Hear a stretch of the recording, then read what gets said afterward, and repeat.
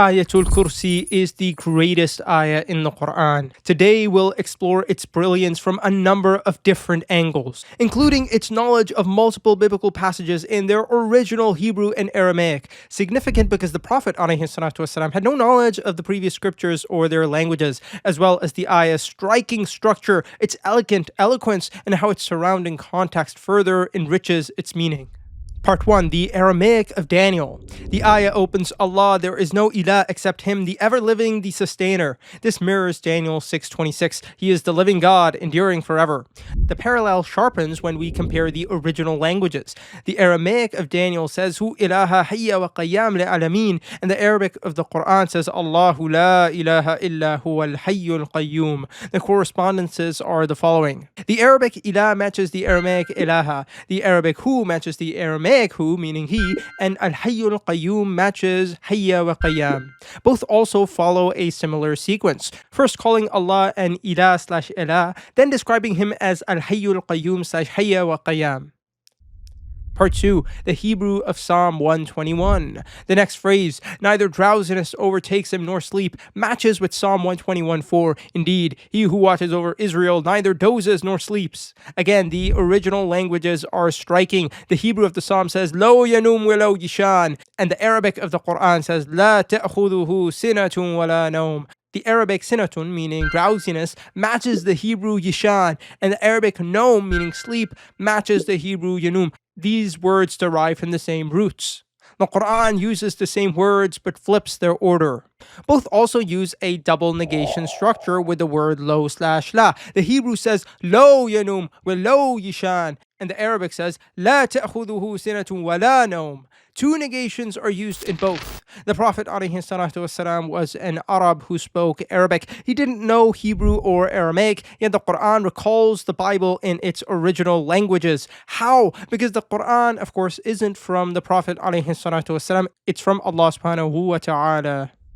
Part 3. Isaiah 40. The connections to Isaiah 40 are extensive, showing the Quran's familiarity with the entire chapter. A. The ayah says, Allah, there is no ilah except Him, the ever-living. Similarly, Isaiah 40:28 refers to God as the everlasting Elohe. Both reference God as an ilah and affirm His eternal nature. B. The ayah says, neither drowsiness overtakes him nor sleep, and it also says, their preservation does not tire him. Isaiah 40:28-29 says, he does not faint nor grow weary, and it also says, he gives strength to the weary. Both speak about tiredness and both negate the idea of God getting tired or exhausted. Neither drowsiness overtakes him nor sleep also has a double negation parallel to Isaiah having a dual negation in he does not faint nor grow weary. The word la is used in Arabic for both negations, while the Hebrew form lo is used for both negations in Isaiah. C. The ayah says to Him belongs whatever is in the heavens and whatever is in the earth. And it also says, His footstool extended over the heavens and the earth. Isaiah 40:28 calls God the creator of the ends of the earth. Verse 22 says, He stretches out the heavens like a curtain. And verse 26 says, lift up your eyes on high and see who created these. D. The ayah asks, who is it that can intercede with Him except by His permission? This rhetorical questioning is a defining feature of Isaiah 40. Who has measured the waters in the hollow of His hand? Verse 12. Who directed the Spirit of the Lord? Verse 13. Whom did the Lord consult? Verse 14. To whom then will you liken God, or what likeness compare with Him? Verse 18. To whom will you compare me? Verse 25. Who created all these? Verse 26. E. The ayah says He knows what is before them and what is after them. Isaiah 40:14 asks, who taught him knowledge? Both speak about Allah subhanahu wa ta'ala's knowledge. F. The ayah says they encircle not a thing of His knowledge except what He wills. Isaiah 40:28 says His understanding is unsearchable. G. The ayah says He is the Most High, and also it says His footstool extended over the heavens and the earth. Isaiah 40:22 says He sits above the circle of the earth, and it also says He stretches out the heavens like a curtain. Both place Allah subhanahu wa ta'ala above creation. Interestingly though, the Quran doesn't describe the earth as a circle, which some read as a scientific inaccuracy in Isaiah. H. The ayah ends, He is the Most High, the Most Great. Isaiah 40:25 asks, to whom will you compare me? Who is my equal? I. The ayah refutes worshipping other than Allah. It declares, Allah, there is nothing worthy of worship except Him, and it also refutes the mushrikun who worshipped angels for intercession by asking, who can intercede with Him except by His permission? Isaiah 40 likewise argues against idol worship. An idol, a workman casts it, and a goldsmith overlays it with gold. Verses 18 to 20. In a single ayah then, the Quran displays knowledge of the Aramaic of Daniel 6:26, the Hebrew of Psalm 121:4, and an entire chapter of Isaiah. The Prophet ﷺ couldn't read or write, he didn't speak Hebrew or Aramaic, and he came from a people with their own religious system far removed from the Bible. وَمَا كُنْتَ تَتْلُو مِنْ قَبْلِهِ مِنْ كِتَابٍ وَلَا تَخُطُّهُ بِيَمِينِكَ إِذًا لَارْتَابَ المبطلون. As a final note on this section, Al-Hayy al-Qayyum also appears in Makki Quran in Surah Taha. Finally, no one can change the words of Allah, which is found in Makki Quran, also confirms something in Isaiah 40, the word of our God endures forever. It is also similar to Psalm 119:89, forever, O Lord, your word is settled in heaven. Therefore, some of this is already present in Makki Quran. Part 4, the ring structure. Moving on to another amazing aspect of this ayah, let's talk about how it's organized as a ring structure. The first statement pairs with the last, the second statement pairs with the second last, and so on, and all of them revolve around an unpaired center. These pairs together complement each other, adding additional meaning. So there are 9 statements in the ayah, and bearing that in mind, let's start comparing them. So the first statement says, Allah, there is nothing worthy of worship except Him, the ever-living, the sustainer. And this pairs with the last statement, statement 9, which says, He is the Most High, the Most Great. Both the opening and the closing have a pair of divine names. Statement 2, neither drowsiness overtakes him nor sleep, pairs with statement 8, their preservation does not tire him. Tiredness leads to drowsiness, which leads to sleep. Statement 3, to Him belongs whatever is in the heavens and whatever is in the earth. This matches with statement 7, His footstool extended over the heavens and the earth. The first establishes Allah's ownership of what is inside the heavens and the earth, and the second establishes His kingship over the heavens and the earth themselves. Also, the former reflects Allah's ownership, while the latter reflects His kingship. You see how these pairs are complementing? Statement 4, who is it that can intercede with Him except by His permission? Matches statement 6, they encompass not a thing of His knowledge except for what He wills. Then we have the center. Statement 5, He knows what is before them and what will be after them. This is a perfect middle. Again, consider how much is contained in just a single ayah. It engages the Aramaic of Daniel, the Hebrew of Psalm 121, an entire chapter of Isaiah, all while forming a perfect ring structure. The density is breathtaking. Part 5, Eloquence. Another aspect of the ayah's brilliance is its fascinating eloquence. Let's look at some of this. Number 1, the entire ayah is about Allah. Since the subject of any speech contributes to its eloquence, speaking about the greatest possible subject, Allah Himself, contributes to the ayah's eloquence. 2, the ayah doesn't begin, there is nothing worthy of worship except Allah. Rather, it begins, Allah, there is nothing worthy of worship except Him. Allah is placed first, and this highlights Allah subhanahu wa ta'ala, which is entirely appropriate as the entire ayah is about Him. Allah stands as the first subject, and the words La ilaha act as a second subject with the predicate omitted. Starting with the name Allah results in many meanings at the same time. Firstly, it results in a nominal sentence that indicates permanence and stability. There never was, nor is there, nor will there ever be anyone worthy of worship except Allah. Secondly, it magnifies the name Allah and makes it the focal point. It also causes every subsequent He in the ayah to clearly refer back to Allah. Notice, Allah, there is nothing worthy of worship except Him, the ever-living, the sustainer. Neither drowsiness overtakes Him nor sleep. To Him belongs whatever is in the heavens and whatever is in the earth. Who is it that can intercede with Him except by His permission? He knows what is before them and what will be after them, and they encompass not a thing of His knowledge except for what He wills. His Kursi extended over the heavens and the earth, and their preservation tires Him not, and He is the Most High, the Most Great. The pronouns clearly refer back to Allah. 3. The phrase "there is nothing worthy of worship except him" uses the strongest form of negation in Arabic, called the la that negates the entire category, and then combines it with the word illa, except, to establish that there is no ilah except him alone. 4. The names Al-Hayy, the ever-living, and Al-Qayyum, the self-sustaining sustainer, are paired together. Al-Hayy points to the perfection of Allah's attributes, while Al-Qayyum points to the perfection of his actions and in part to his care for creation.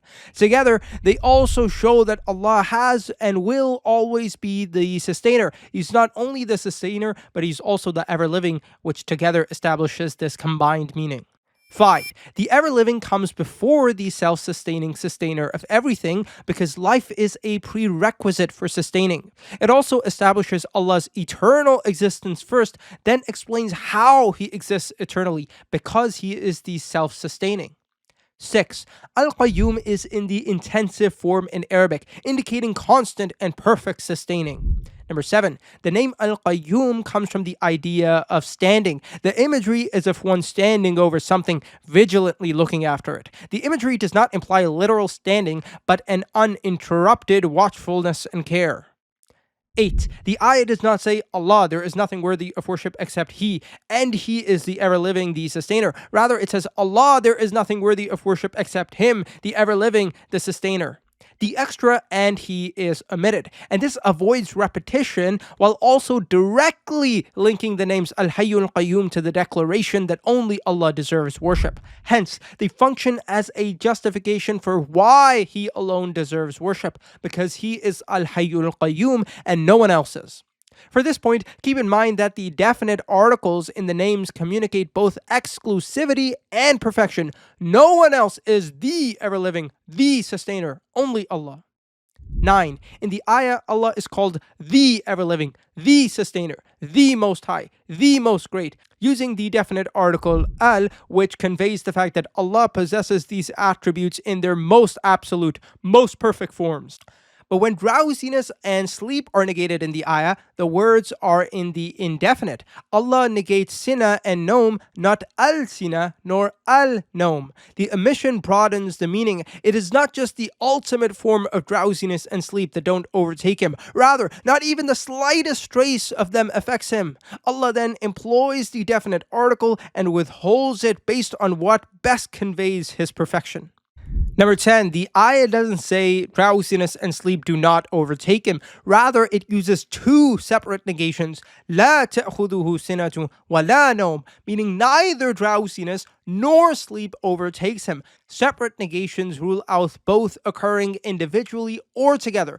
A single negation would leave open the possibility that each could occur on its own. It's like the difference between me saying I don't like pineapple and pizza and me saying I neither like pineapple nor pizza. The former statement rules out the idea that I like them together without necessarily ruling out that I like each individually. Similarly, when Allah says neither drowsiness nor sleep overtakes him, it shows that he neither gets drowsy by itself, nor does he sleep by itself, nor do both of them occur together. 11. Drowsiness is mentioned before sleep because it naturally comes before sleep. 12. The word تأخذه, overtakes/seizes him, is especially vivid. Sleep is described as something that seizes someone from outside their control. Humans are, of course, overcome by sleep involuntarily, but Allah is never overcome by anything. The wording, therefore, both results in powerful imagery while also emphasizing that nothing can overcome Allah. Everything is, in fact, in His control. That is much more impactful than just saying He doesn't doze nor sleep. 13. The ayah says, to Him belongs whatever is in the heavens and whatever is on the earth. Placing to Him at the beginning of the sentence goes against normal Arabic structure, but it is much more powerful because it communicates exclusivity. Ownership of the universe belongs to Him alone. 14. The repetition of whatever reinforces the completeness of Allah's ownership over what is in the heavens and the earth, and communicates that His ownership of what is in the earth is not lesser than His ownership of what is in the heavens. It also results in a rhythm with something that comes later in the ayah. He knows whatever is before them and whatever is after them. 15. The sentence uses ma, meaning whatever, rather than man, which would mean whoever, or using alladhi, which would mean which. Ma, meaning whatever, is broader and includes all things, showing Allah's ownership over absolutely everything, whereas man again would be specific to living creatures, whereas alladhi would be specific and not general. Using ma is the most appropriate.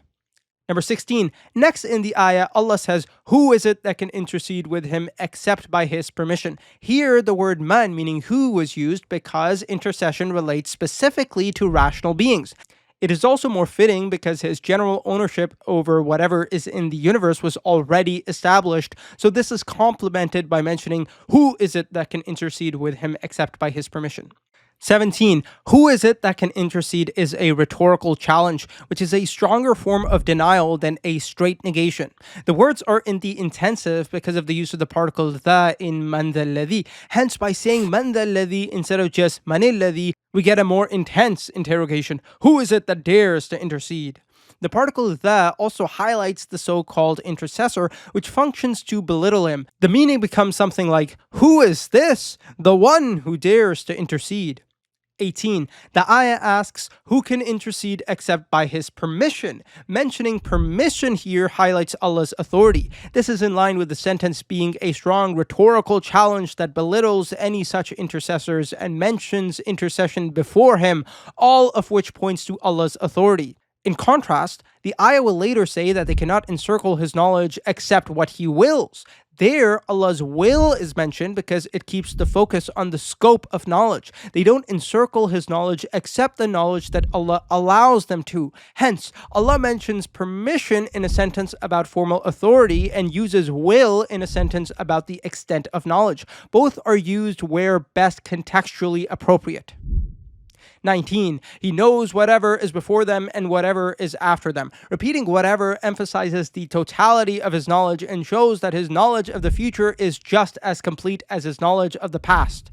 It also introduces Allah's knowledge of time, which supplements descriptions in the other parts of the ayah that have to do with space. 20. The ayah says they do not encircle a single thing from his knowledge except what he wills. The Arabic says yuhitun, meaning to encircle. This not only adds imagery into the ayah, but it conveys the fact that humans can never fully surround or grasp Allah's knowledge from every angle. Humans see the pixel, whereas Allah knows the entire picture. Phrasing it in this way is far more powerful than if he had said they don't know anything from his knowledge. 21. Notice how it says they do not encompass even a single thing of his knowledge except what he wills. This stresses the extreme limitation of human knowledge. 22. Except by what he wills means that they only know the specific knowledge that Allah wills for them to have. Additionally, the Arabic illa bima sha has bi. The use of this tiny particle adds so much more meaning as it implies that whatever knowledge they have, they only receive due to Allah's will. In other words, the phrase also communicates that Allah is the one who grants knowledge. As a final point regarding this, the sentence previously has bishay, then later has bima sha. The two uses of be results in an elegant rhythm for the listener. 23. Notice that his footstool encompassed the heavens and the earth is in the past tense. This matters because the past tense states what happened without limiting what could happen. Compare. If I said this hall holds 300 people, you would know that I'm implying its maximum capacity is 300 people. But if I said this hall held 300 people, you know that it can hold 300 people, but I did not limit how many people it can hold. It may hold even more than 300, so I left open the possibility that more people could fit into the hall. Likewise, saying his footstool encompassed the heavens of the earth leaves open the possibility that it could encompass even more than the entire universe. An objection to the use of past tense here may be that in another ayah, Allah says, "And the sama we constructed with strength, and indeed we are expanding it." One might think that if the heavens are expanding, perhaps the footstool once encompassed them but no longer does, so the present tense should have been used in Ayatul Kursi. But look at how precise the Quran is. Allah does not say the samawat, the heavens are expanding. Rather, he uses the word sama, which means whatever is above, a term that is not constricted to the heavens and can include the kursi. Thus, it is not suggested that the heavens outgrow the footstool, and the past tense in his footstool encompassed the heavens and the earth remains the best wording.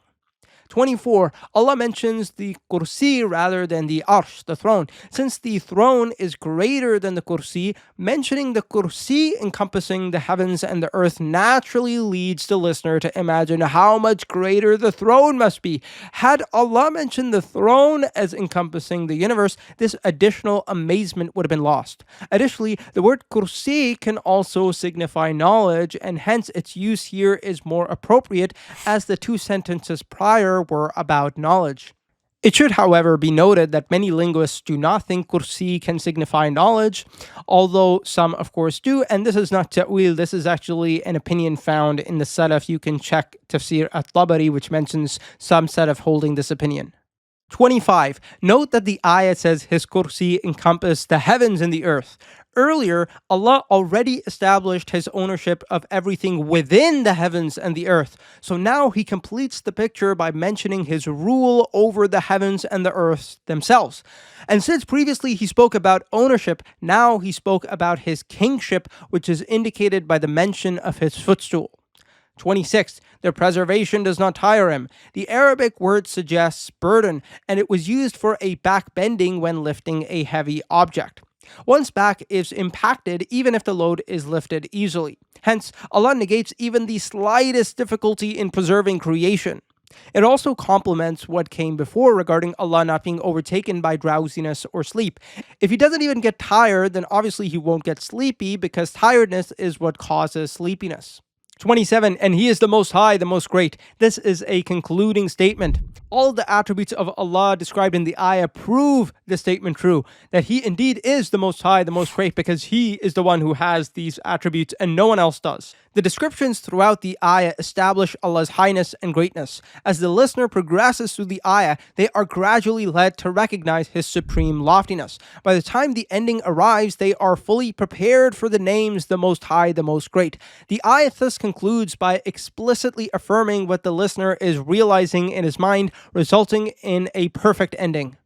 Together, these names both negate deficiencies and reinforce his perfection, two themes of the ayah. At the same time, they show that his greatness is not only in his control over the universe, but also in his very essence. 28. In Arabic, the ending is وَهُوَ الْعَلِيُّ الْعَظِيمُ, and this results in a rhyme with the ending of the next ayah, وَاللَّهُ سَمِيعٌ عَلِيمٌ. Hence, even stylistically, these are the perfect words to end with. 29. The ayah repeatedly uses pairs. The ever-living is paired with the sustainer. Neither drowsiness nor sleep. Whatever is in the heavens and whatever is on the earth. Whatever is before them and whatever is after them.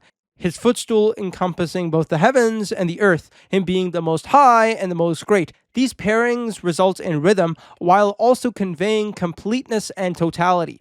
By the way, I must mention that some of this stuff I got from others, although it seems that everyone's ultimate source is Dr. Fadil As-Samarai. So what we've seen in this section is another aspect of the brilliance of Ayatul Kursi, some of its eloquent features. Now we have intense knowledge of the previous scriptures, brilliant organization, and fascinating eloquence, all in just one ayah. But there's more. Part 6, the context. The ayah stands alone as a complete statement, but zooming out to its literary context reveals another dimension. Ayatul Kursi sits within a section running from ayah 243 to 260. Two interrelated themes running throughout this section are Allah speaking about life and death, and Allah preparing the Muslims for jihad. These connect because fighting, of course, means risking death. Some Muslims feared this, so Allah addresses that fear directly, reminding them that number one, life and death are in His hands, not the enemy's, and number two, the hereafter is the true life. Let's prove that this theme exists. Ayah 243 is about 1,000 people who left their houses out of fear of death. So Allah caused them to die, then gave them life again. Their fear of death mimics those Muslims who are afraid of dying in battle.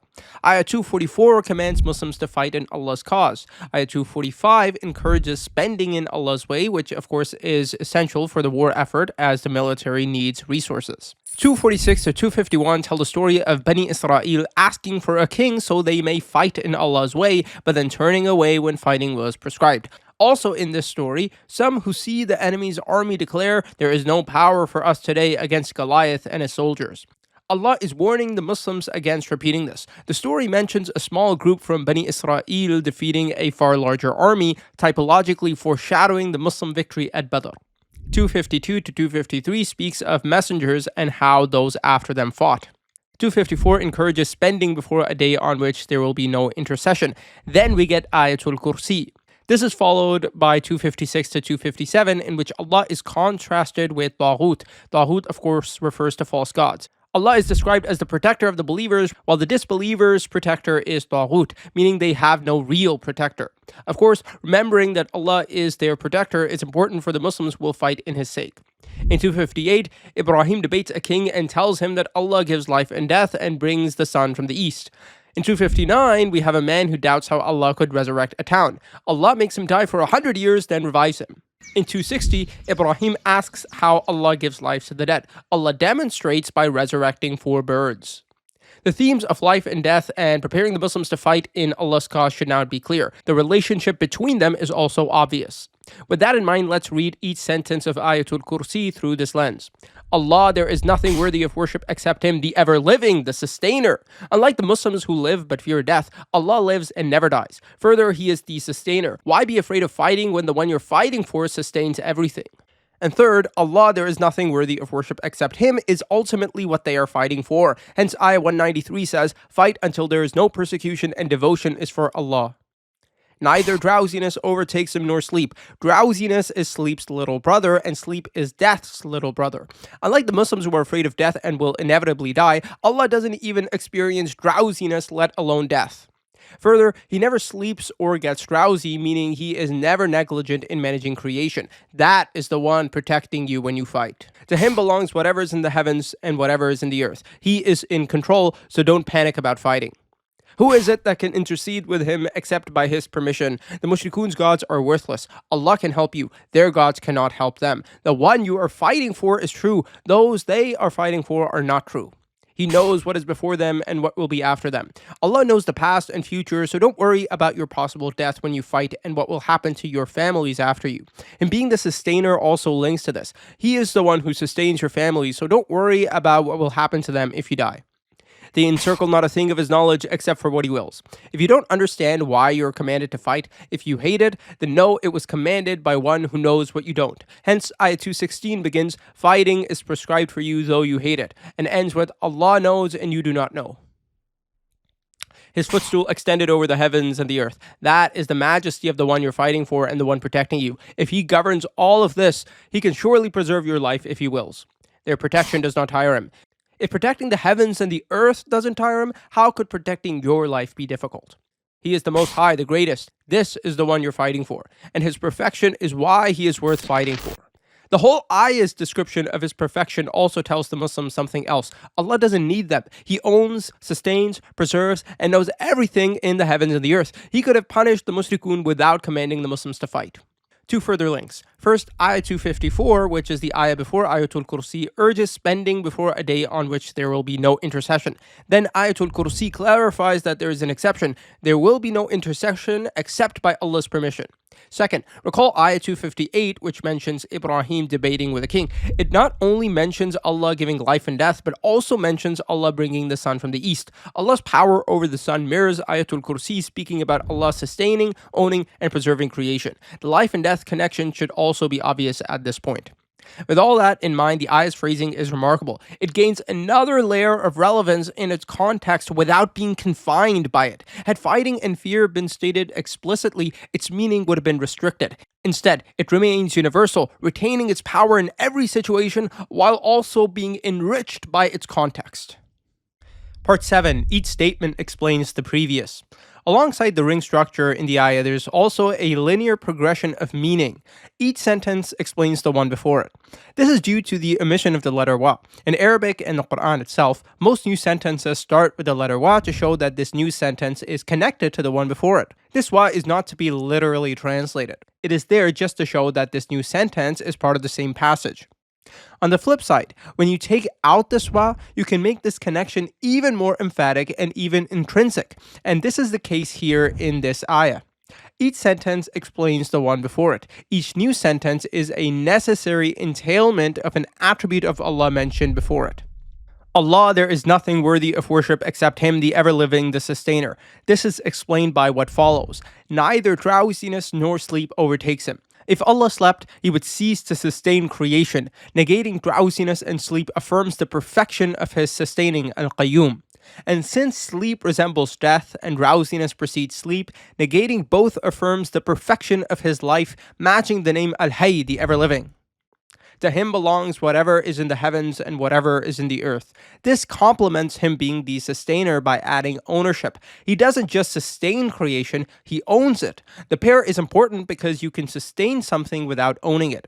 It also gives an example of what He sustains and what would be at stake if He slept. Everything in the heavens and the earth would cease to exist. Who is it that can intercede with Him except by His permission? Since He owns everything in the heavens and the earth, no one has authority without His permission. He knows what is before them and what is after them. This refers generally to all those in the heavens and the earth, including both those who ask for intercession and those who are asked for intercession. It further connects to intercession because knowing what is after them includes Judgment Day when intercession will occur. It also implies, as Zamakhshari notes, Allah's knowledge of who among them merits intercession and who doesn't. Based on His knowledge, He gives permission for intercession.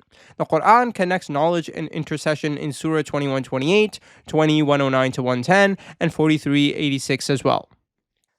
The encircle not a thing of His knowledge except for what He wills. This enriches the previous sentence. Allah has complete knowledge of creation. Creation, in turn, cannot grasp any of His knowledge except what He chooses to share. His Kursi extended over the heavens and the earth. Beyond footstool, Kursi in Arabic can also denote knowledge. An established usage in the language found among the Salaf and contextually fitting here, again, not ta'wil but an opinion in the Salaf.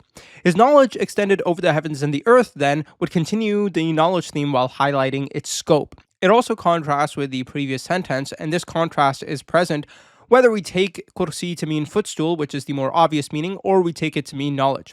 Creation cannot encompass His knowledge. His footstool and knowledge, on the other hand, encompassed all of the heavens and the earth.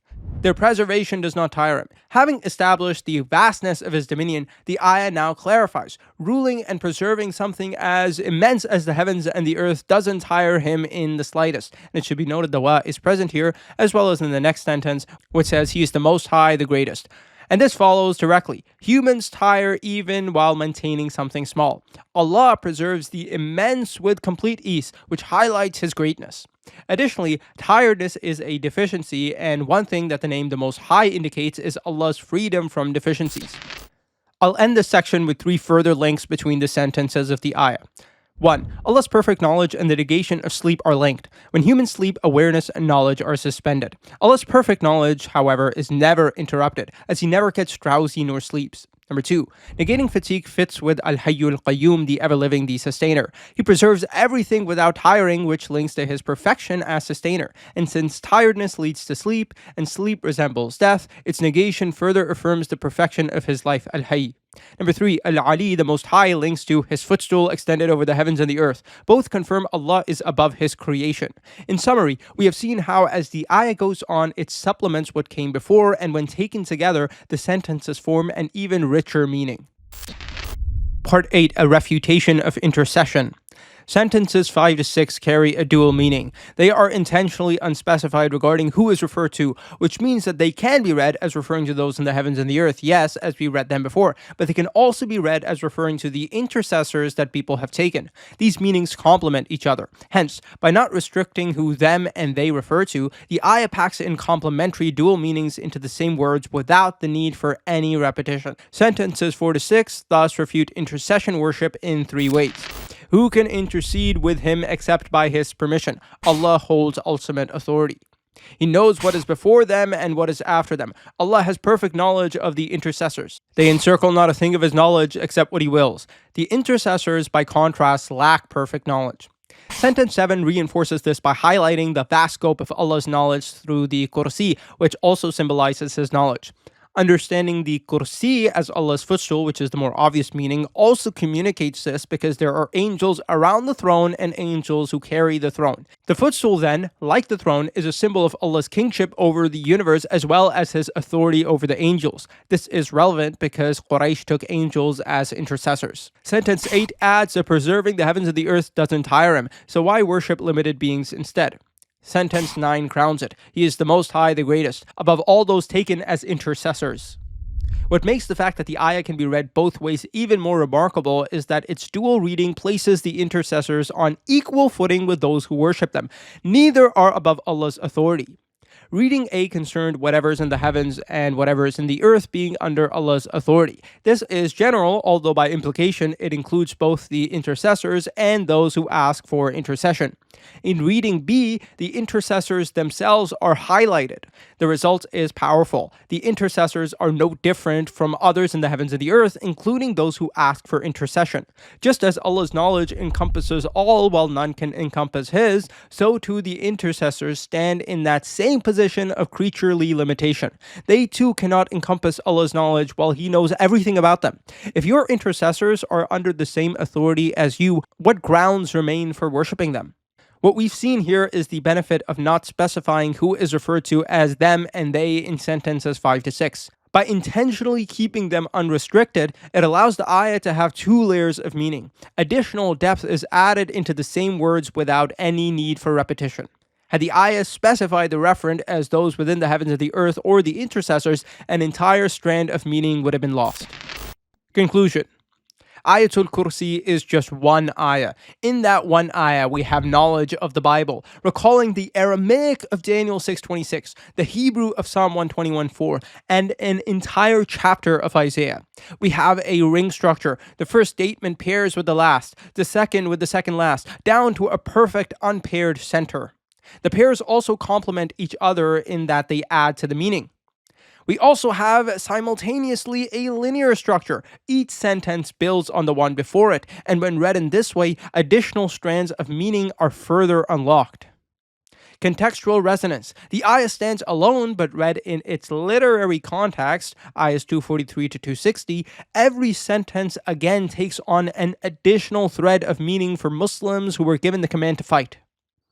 Deliberate unrestriction. Sentences 5 to 6, unspecified referent, allows an entirely second reading of sentences 5 to 9 as a refutation of worshipping others as intercessors, adding an entirely different dimension to the ayah's meaning without the need to add any more words. Precise eloquence, the definite article deployed and withheld to maximally convey perfection, the past tense chosen to avoid limiting the footstool scope, al-qayyum being the intensive form, fronting to him for exclusivity, ma over man for comprehensiveness, double negation to fully rule out drowsiness and sleep, the use of the word overtake when describing drowsiness or sleep, categorical negation to rule out any other ilah besides Allah. Allah placed first to make him the unambiguous subject of everything that follows. Who is it that can intercede in the intensive, and much more? All of this is happening in just one ayah. Knowledge spanning multiple texts of the Bible and their languages. A ring structure, linear progression of meaning, precise eloquence, and phraseology which on its own is packed with layers of meaning, yet unlocks even further dimensions of meaning when read in light of its context, linearly, and through the opposing pairs of the ayah's ring structure. All this occurring in just one ayah is nothing short of brilliant.